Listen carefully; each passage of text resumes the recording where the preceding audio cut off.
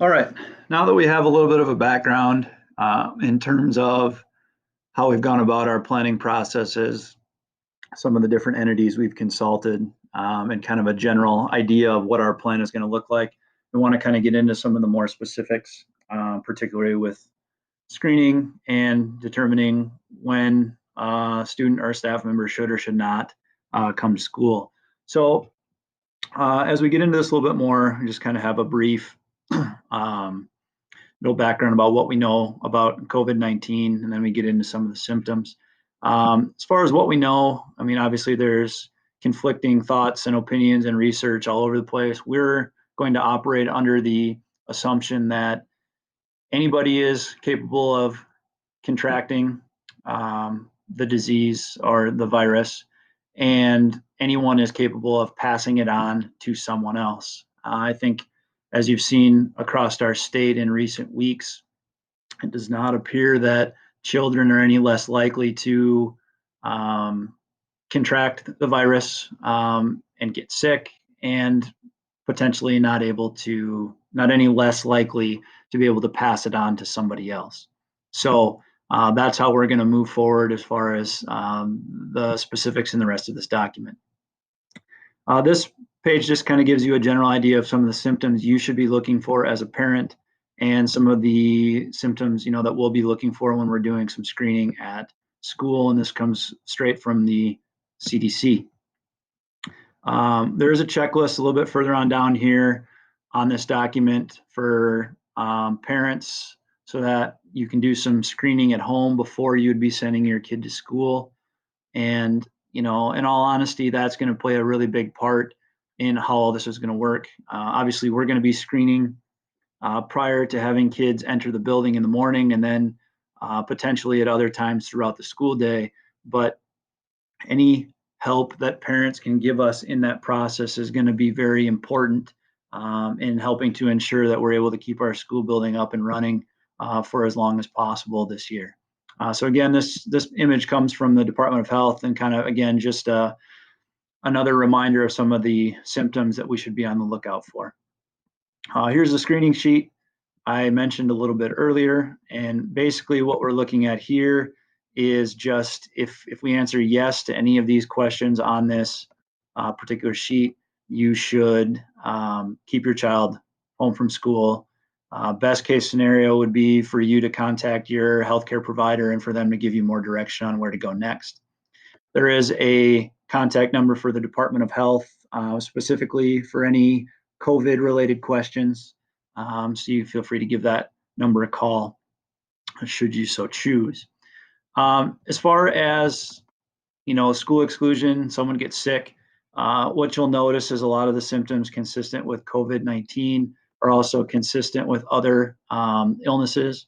So that's something that we're going to have to be on the lookout for, and also something that we've taken into consideration as we've tried to determine who should or should not be coming to school on a daily basis. So basically, this is probably one of the most important parts of this particular document. And regardless of the symptoms, if your child has symptoms of COVID-19, we are asking that you please err on the side of caution and keep your child home until their symptoms have subsided for at least 24 hours.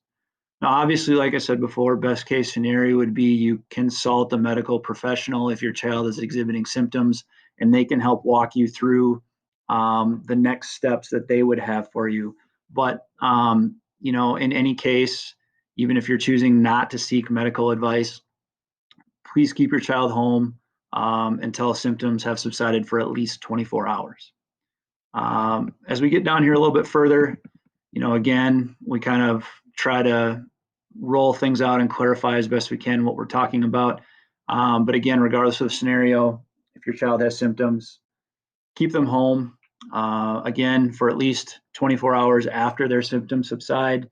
And again, the best way to figure out for sure what the best course of action would be to contact a medical professional.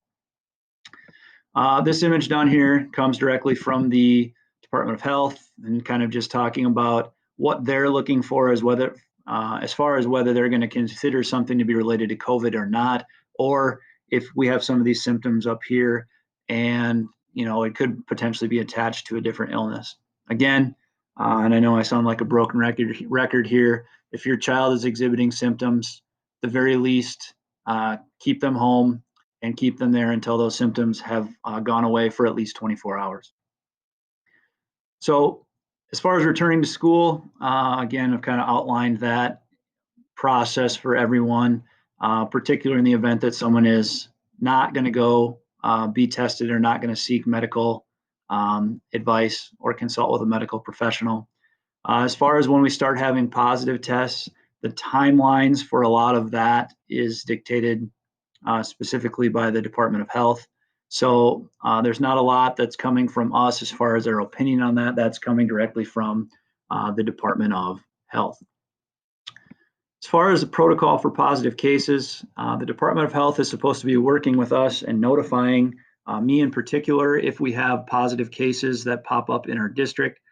However, we're still asking you as a parent to contact us as soon as you know or have received word of a confirmed case, whether it be your child or potentially with you yourself. That's going to help us figure out what we need to do moving forward.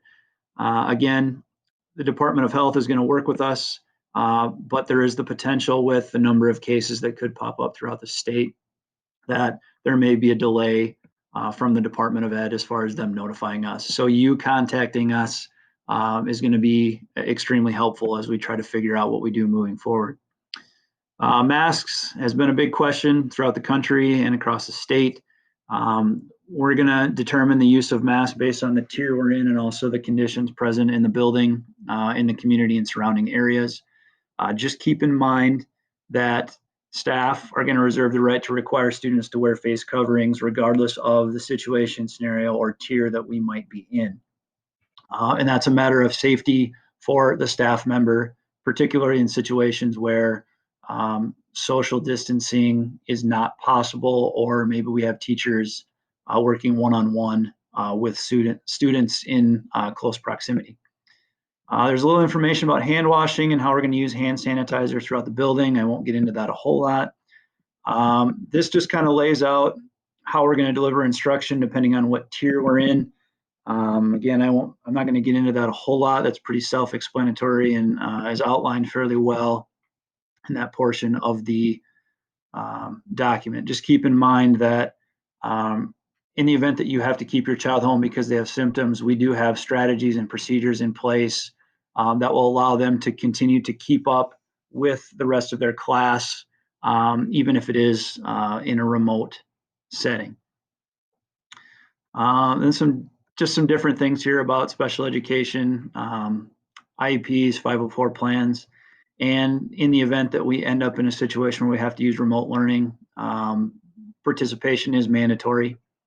And as we get down here a little bit further, I'm not going to go through all these particulars, but the next 5 or 6 pages here are going to outline some of the specific operations and what that would look like depending on the different tier that we happen to be in. Now, again, I'm going to remind everybody that everything on this particular document is subject to change and more than likely will change based on recommendations from some of the larger healthcare organizations and even our local medical professionals. So just like anything else, if you have questions or concerns, please don't hesitate to contact me at the junior senior high school office. I'll try to help you out as best I can. I'm also potentially planning on having some type of question and answer session later on in the week so people have an opportunity to get some clarification on some different things. So again, thanks for joining me for this. And again, if you have questions, please feel free to let me know.